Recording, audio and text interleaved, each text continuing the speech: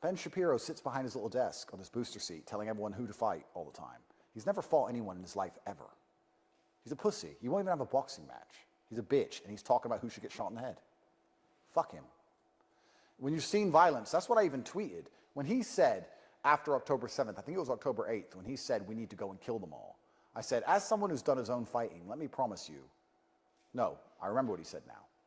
When there was negotiations with Hamas on October 8th or 9th, he said, no negotiations, kill everyone in Gaza, like a genocidal maniac, like most Zionists are. He said kill everyone in Gaza? Something like that. No negotiations, kill everybody, teach them a lesson, some crap.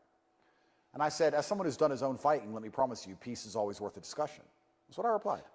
As someone who's done his own fighting, that's the key difference between me and you, Ben. I've done my own fighting. You've never done any. And that offended him deep in his heart because he's such a tough guy on Twitter. Ben Shapiro is the toughest man in the world on Twitter.